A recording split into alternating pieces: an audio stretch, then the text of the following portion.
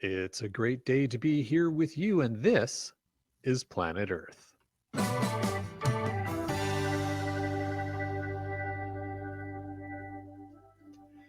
Thanks for welcoming us into your day. I'm Jay. And I'm Keats, and welcome to episode 4 of This is Planet Earth, pro tips for finding and logging Earth caches with Cache Canada. Yes, and we recorded this great discussion with Dave and Karen from Cache Canada, but sadly, Keats couldn't join us for the interview. So we're going to take you now through the magic of the internet and editing to our interview with Dave and Karen from Cache Canada, where we'll break down some awesome pro tips for finding and logging Earth caches.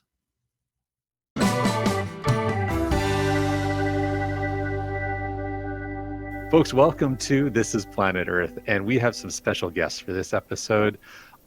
Joining us all the way from Ontario, the other side of this wonderful country that we live in here, we have Dave and Karen, LondonWesty and LyricLass. And guys, can you share with us a little bit about home for you, but also your home on the internet? Where can people find you and the content that you create? We're Cache Canada, and we travel around, not just in Canada, looking for caches of various sizes and types, and we meet so many interesting people and go to so many fantastic places. Yeah, Cache Canada is really just a name. It's not about caching in Canada. It was just a name that we came up with, and they can find us on YouTube at youtube.com/Cache Canada. They can find us on Facebook at Caching Canada, facebook.com/Caching Canada. And on Instagram, we're cache_Canada. Fantastic. All right. Well, folks should go and check you guys out there in all those great places and see some great geocaching content. Now, if anybody watches your content, one of the things they'll notice is that you guys really seem to enjoy Earth caches, which is in part why you're joining us here to talk about this. But what is it about Earth caches that you enjoy? I like the Earth caches. It takes you to an interesting place that you may not have realized was there, and you get to see so many interesting parts of the Earth. There's so many fossils and waterfalls that we've visited that we hadn't visited before. And it's really interesting, I find, on a lot of the buildings when you pass by, you just go by it and not pay it any attention, and then now all of a sudden you're stopping and looking for fossils within the stoneworks. And an Earth cache also, it teaches you something and gets you to some amazing places. And if you delve into the description and the photographs that people post on an Earth cache, you can see the places that you're going to visit before you get there, and it really kind of urges you on to go to that location. It's like, wow, we are going to see something really amazing. And there might also be a traditional or a multi nearby, so that's not too bad. Very cool. Those sound like great reasons to go out and explore the Earth, do a little bit of geology and geocaching at the same time. Now, guys, if somebody is new to this, now in a previous episode, we would have explained to them what Earth caching is, but maybe they're not really sure how to find the Earth caches. So do you have any pro tips for our listeners on how to find Earth caches on their geocaching map? Yep, what you do is you look for the little symbol of the Earth, kind of with the little core cut out of it, and that's an Earth cache. You can also search just for Earth caches on the geocaching website or the app, or any app. You can pretty much filter it down to just searching for Earth caches. So on the main web page, if you click the search, it'll give you the 3.5 million 3.5 million geocaches worldwide. And then if you hit filters, you can deselect all and just select Earth caches, and then hit search again. You'll see all the Earth caches in the world. Fantastic. Great advice. So yes, using the filtering and on either your app or the website, and just narrowing it down to just the Earth caches, if that's what somebody's wanting to do. And if they're listening to this podcast, we're assuming that's what they want to do. All right. Now, you found them on the map.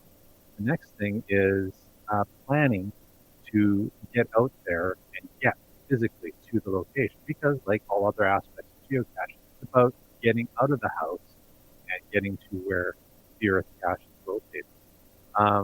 So, any pro tips about how to get to the Earth? Well, you need to either drive, take a train, a bus.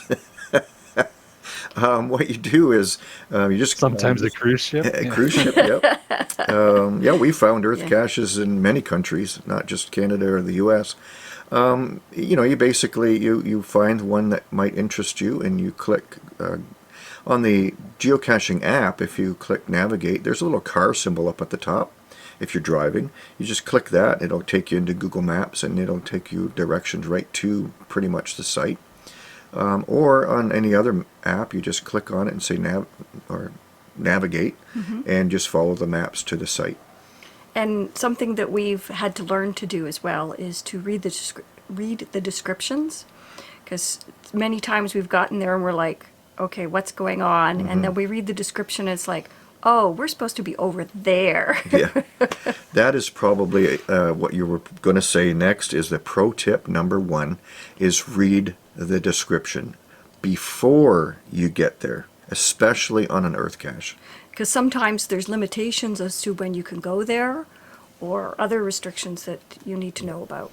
Now, where in the description or on the geocaching page would be key? What fields on the page, beside, obviously the text of the description, but is there other information on the page that's really important for people to pay attention to? What I usually do, I think we both do it, is we go down to the questions first. We find out what is being asked, so we kind of get an idea of how complicated this earth cache could be. They're not all complicated. Some earth caches are very simple. They might be just one question and one picture. Some of them are pretty involved, and if you take a look at our earth caching content, and I'll put up a playlist of just our earth caching, it can be pretty involved, but as long as you're prepared for that and you know what you're getting into, and that's the key, know what you're getting into. But I usually go down to the questions first, then read the description, and there may be in the description some specific notes to that location that you need to know.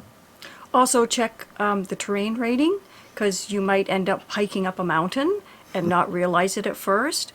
You can also check the attributes, because there might be like poison ivy or poisonous creatures nearby that you may have to be aware of when you're going out for this geocache. Yep. That seems like good advice in general, but definitely for earth caching specifically. Yeah. That's excellent. All right. So it sounds like the summary there is your pro tip is scan down through the description, start with the questions to get a sense of what's being asked of you, then move back up through the description to make sure you understand how to answer those questions, and then also check the difficulty and terrain ratings, check the attributes, and just make sure you know, as Aaron was saying, just know fully what you're getting. So we've talked about the key things you should do before you leave home. Now, once you've left home and you've gotten on the car or the train or the plane or the cruise ship or however you're getting there, what do you need to do? What do you need to do when you arrive at, let's say, ground zero? Review the questions again.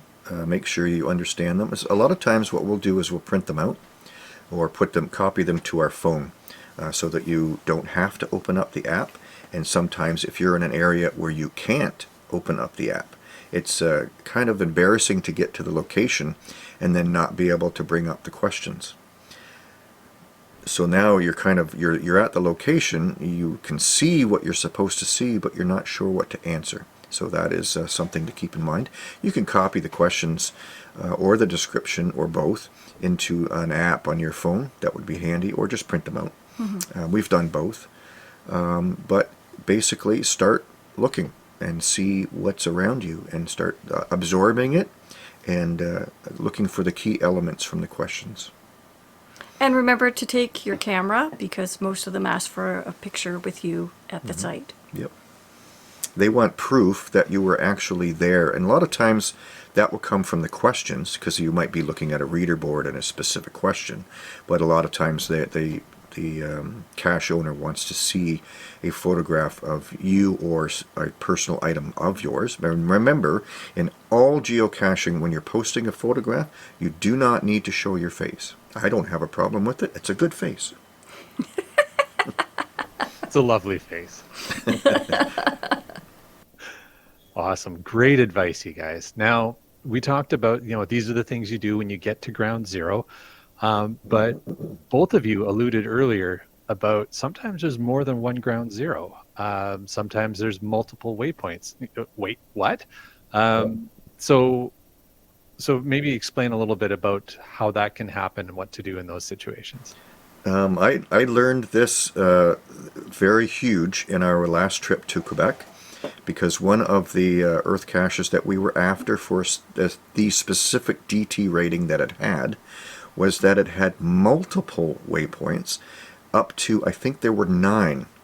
And if I had not known that before, what would have happened was we would have driven past 8 of the waypoints to ground zero and would have had to backtrack back, not the direction that we were heading, but back towards home to get the previous 8 waypoints. So we wouldn't have had enough time to complete the cache then. Yeah. So that is key. A lot of times at a site, there'll be you may not have seen it unless you're reading that not only ground zero, but there might just be some certain elements or waypoints that are within walking distance. So you need to go to point B over here and point C over there. You just need to be prepared that there might be not just ground zero. Excellent. And again, the best way to figure that out? You can see that on the map. If you open up the app or on your page, you can see the waypoints listed on the map, and you can also see it on, I think it's below or above the description. You can see the waypoints listed, and then you'll see 2 or 5 or 8 or 10. They'll all be listed as well, usually with coordinates. Yeah. On I know on CGO, if you flip to the left, you go left from the main page, it should list the waypoints if the cache owner has listed them separately as waypoints. Otherwise, they won't be. On the geocaching app, down below the description, there's a little button you push for waypoints, and that will show you all the different waypoints too. And then each of the waypoints within the app, you can click on, and it'll expand it just a little bit further. Fantastic. There you go. So great tips. Now, so we've gotten ourselves to the waypoints. Well, let's say we started at home and we read the description, so we knew what we were getting to. We read the questions. We checked to make sure we knew everything we needed to know. We brought all our gear. We've gotten to whichever waypoints we need to get to. Now, what do you do at the waypoints? Just start observing. Yeah, you look. It's almost like looking for a geocache at that point. You have to find out what you're supposed to be finding. So if there's a specific rock that you need to find, you have to go and search for that. And then once you find it, you have to, okay, what's the element of that you need within that rock that you need to look for? So, how high is it? How wide is it? Its length, the width of the river, how far above the river you are on the bridge. and make sure you've got the right location, because times we've gone, it's like, oh, this is it here. Yep. And then we get halfway through and it's like, that doesn't sound right. What happened? It's like, oh, we weren't in the right spot. Yeah. We thought we were, but... Never assume. That is a key even into life, is never assume. Always check to make sure you're in the right Yeah. spot. And sometimes I know I've done it, and I think other people do. You get into tunnel vision. You're thinking this is what you need to do, and you've got to be careful to get out of that and really understand what it is you're going after. Yeah. Yep. So it sounds like we're talking about observations, calculations, estimations, and really the heart of earth caching is about observing and learning. Yeah. So maybe you guys can share with me any great examples of earth cache observations or estimations that you've been asked to make in the past. So we went out on the St. Lawrence, and there were various rocks that we had to identify. when the tide was down, when the tide was low. So we had a time schedule to work within. But we had to go and figure out which rocks they were asking for and then estimate the size and the width and various elements of those rocks, which was really interesting because it's like, okay, this one isn't quite square, so we've got to kind of take into account it's kind of an odd shape and estimate the size of it. So one of the things the cache owner might ask for is volume or weight of an item. And initially when I started earth caching and looking, that scares me. Math. Math. Yeah. Yeah. Math. But you try, and if you're like me and you don't like math, don't let it scare you, because there are multiple tools out there that will help you. All you have to do is use, well, you don't have to go to Google, but that's a coined phrase, Google what you need to know. The description, say, of a rock, we need this 6 feet by 9 feet by 12-foot rock, may require the need to know the volume.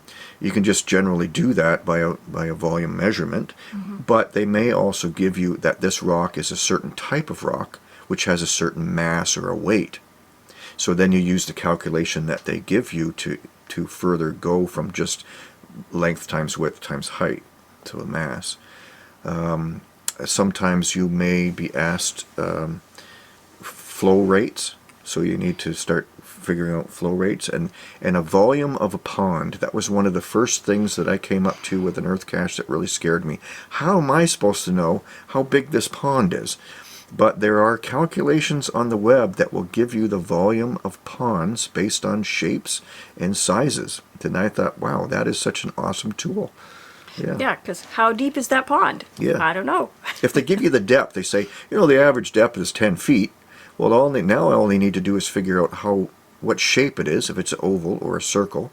And then on Google Maps, you can estimate the width and length of this thing. You pop that into the calculator and boom, you've got the volume of that pond. Great. Well, it sounds a little bit scary if people haven't really gotten into earth caching yet, but I think some of the key of it is, as you said, there's tools there, but I've found in my own experience quite often a good earth cache owner will actually lay into the description an example or instructions on how to do the calculations that they're asking for. So again, it rolls back to carefully read the instructions. If you're going to do the earth cache, take the time to read through it in advance. And if it doesn't, like if it's asking questions, as you're saying, if it's going to ask a question about calculating volume of something and you're like, I'm not sure, then Google it before you go out and know, okay, so, Dave knows he needs to calculate the depth of a pond, and they're going to tell him the volume of a pond. They're going to tell you how deep the pond is, but how do you calculate it? And so you do a little bit of research, like, okay, I'm going to need the shape and I'm going to need the length. Well, that you can figure out when you get to ground zero. Yep. Yeah, we had a great comment on one of our recent earth cache videos called Whiskey Rapids Earth Cache, and that was in Algonquin Provincial Park. And the person that posted the comment said, thank you for showing what it was needed in an earth cache. They hadn't done one yet. They're new to geocaching and they didn't know what was involved in an earth cache. And they were like, wow, it's so simple. And this one was. I had 4 questions and it was fairly easy to do. And 2 of the questions was altitude. What was the altitude at the top of the rapids and what was the altitude at the bottom? And a lot of times people will use a GPS, but you don't need a GPS to figure out altitude. And I explained in the video, we used an app called My Altitude. And I could even use it. Yeah. I know how to use it. And we found actually the app on the phone was actually more accurate or quicker than on the GPS. There you go. Another great tip. Thanks, guys. So it sounds like some of the types of observations and calculations you might need to make are things like, as you're saying, altitude, temperature, width, height, volume, length of either, as Karen was saying, like rocks, or Dave, you're saying ponds and bodies of water, whatever geological anomaly that it is that you're asked to go and visit and learn about. You're going to need to make some observations, probably some calculations, and then you need to send those answers in.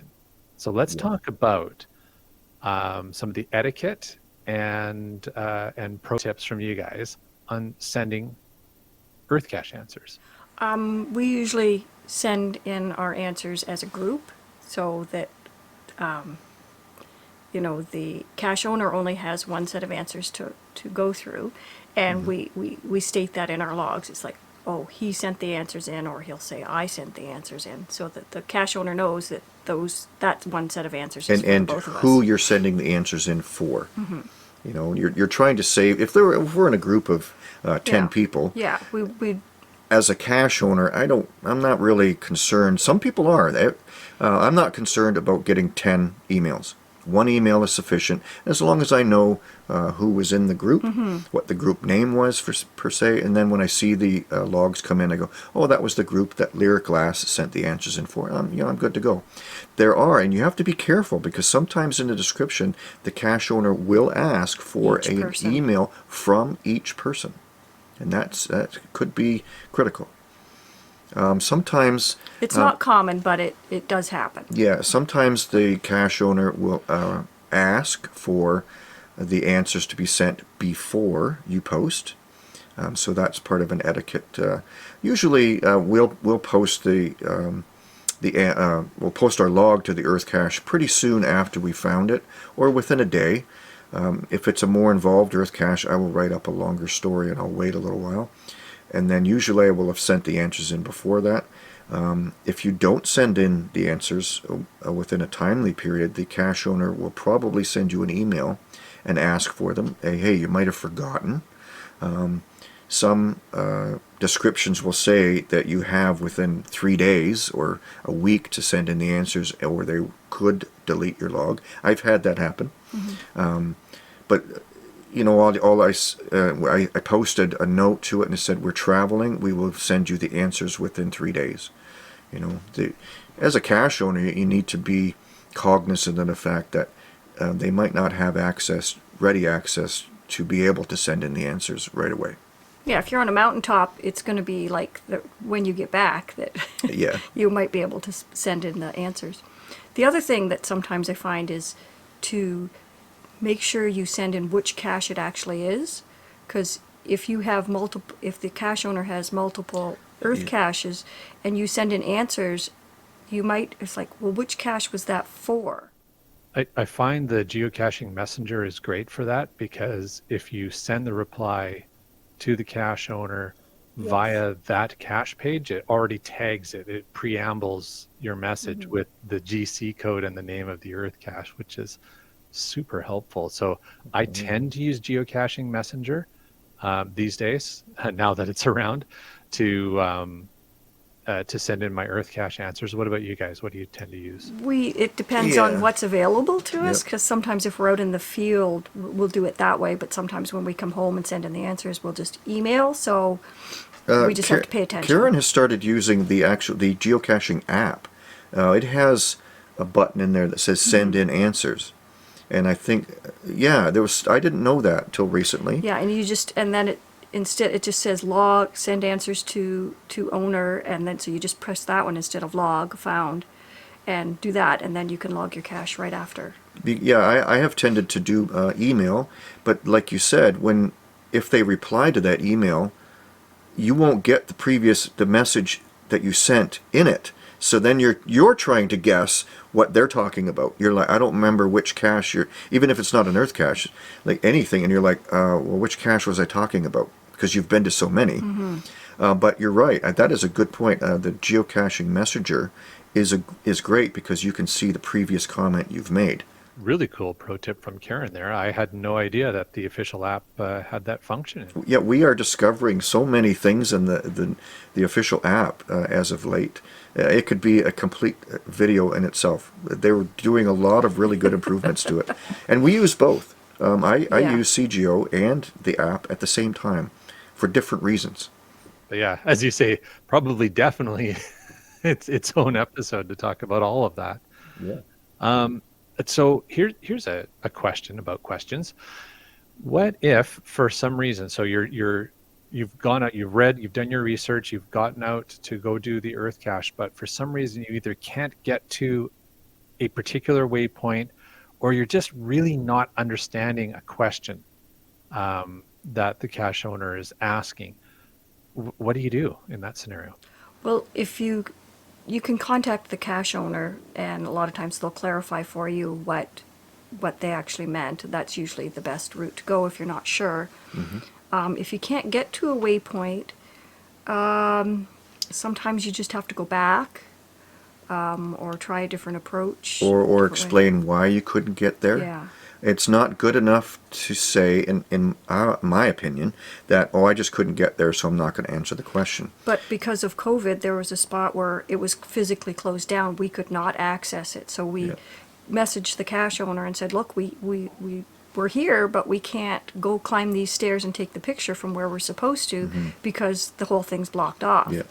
So we just contacted the cache owner, and they said, okay, well, I'll supply this alternate place to get a photo then. So that's what we did. Yeah. Yeah, it's good etiquette just to explain why you couldn't answer one question. I didn't understand what you meant, but this is what I think. Try to at least get the answer that you think might be. If not, that person will clarify it for you. I have an amusing story about an earth cache. Okay, so this one was in Paris, France. The earth cache was part of the cathedral. The Cathedral of Notre Dame. When we were there, we were with our son, and one of the questions was you had to find a fossil in one of the columns at the door. We couldn't see it to save our lives. We looked and looked and looked, and we just couldn't see it.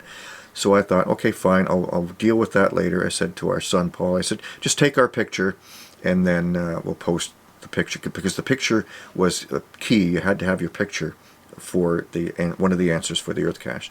So I posted the picture with our log, and I sent the answers in, and there were, I think, 5 questions, and I could only get one of them correct. I answered. I had recorded some of the information, but I didn't answer it until we got back into Canada, and I answered it the day we flew back. So I had severe jet lag. I was really tired, and I just couldn't understand the questions, and I just gave up, and I just, fine, I'll just post the picture. Yeah, we were there. And then I got a notification that our photograph was deleted because it contained the item we were supposed to be searching for in the picture. And I'm like, oh my gosh, it's right there. But I didn't keep a copy of the photograph, so I couldn't go and look to see where it was. He got deleted. And I'm like, oh no. So it turns out that the questions were actually not that hard. I just wasn't thinking in the right vein. So the cache owner did kind of help me along with answering the question. And he said it was funny. I was the only person to ever only get 1 out of 5 questions right. So at least I achieved something. So A new benchmark. There you go. yeah. So So we it sounds eventually did get all the questions correct, and but I couldn't post a picture because we lost it. Oh dear. Well, it sounds like the summary here out of what we're talking about for this part is be as thorough as you possibly can and be as transparent as you can. That cache owners want you to find their earth cache. They want you to be able to answer the questions. So if you're puzzled about something, just ask. Cache owners don't want you to go to university. They don't want you to solve biological questions or geology and know everything about it. They just want you to go and enjoy something that they've seen that they want you to share. And most of the time, they just want to be sure that you actually were there. Yeah. Confirmation that you were actually there. Maybe learn a little bit of something, but not at a university level, and enjoy the experience. Yeah. Very cool. So let's say let's track through what we've done here. We've done our research at home. We've traveled to the location. We've made our observations. We've now sent in our answers. Now what's left? I guess we log it, right? Mm-hmm. And anything particular about writing logs for earth caches that you should be aware of? Again, read the description to see what the cache owner is after. Never include any of the answers unless specifically asked to do so. Those go separately in an email or a message to the cache owner. But we tried to say, put more than thanks for the earth cache. Put something in the description or of your log that says what you saw, what you enjoyed, and how nice it was to be around, or some really cool feature, so that people that are researching, do I want to go to this earth cache? They'll read the description and go, wow, that is really cool. And something that will help me determine, do I want to go there? Right? That sounds like great advice. And so, and we talked about this a little bit before, but again, etiquette for when you send the login. Ideally, that should probably be answers first, and then log your find. Do you need to wait until you get a response from the cache owner before you log it? Not usually. If there's any difficulties, the cache owner would contact you and tell you. But there are some cache owners that will put in the description that you must wait for confirmation. I haven't seen that very often, but if you're cognizant of it, okay, I'll try to honor that. Sometimes, if people are logging their finds sequentially, if they're really adamant about doing this one, A, B, and C, I can't log C and D until I do B. You might log it ahead before the person has said it's okay. Generally, I send in the answers, and then I'll log the cache, or I'll log the cache and then immediately send in the answers. I usually don't wait unless it looks like that's something the person really wants. And then, okay, I'll do that. Great. Well, I think that's wrapped up the whole experience. I think that's pretty much what you need to know in order to find and log an earth cache. I think you guys have really walked us through this well. Thank you. Awesome. oh, thank you. And again, now if people are interested in following your earth caching experiences, let's remind them where they can find you online. Yeah, go to youtube.com/cachecanada, or on Facebook, facebook.com/cachingcanada, and on Instagram, cache_Canada. Fantastic. Dave and Karen, thank you so much for joining us here on this Thank you, Jay. planet Earth. This has been wonderful. Yeah, thanks, Jay. It's been awesome. Great. It was good to see you guys again. You too. Keats, we really wish you had been able to join us for this fun talk. We learned a lot from Dave and Karen at Cache Canada, and I'm sure we'll have them back again. Yeah, it's a shame I wasn't able to join, but they provided some awesome suggestions and great insight. They sure did. Well, as we wrap up, we want to remind you, good listener, to share your thoughts with us on social media about this episode and any questions or thoughts you have on earth caches. Remember, listeners, we want you to come with us on this journey of discovery. So send us your questions, ideas, feedback through our social media. You can find us on Instagram, Facebook, and Twitter at thisisplanetrth, or our home on the web, LANMonkey.ca/planetearth. Awesome. Well, folks, this is Planet Earth. It is a Wander Network production hosted by LANMonkey and produced by Jay Kennedy and Keats Morton.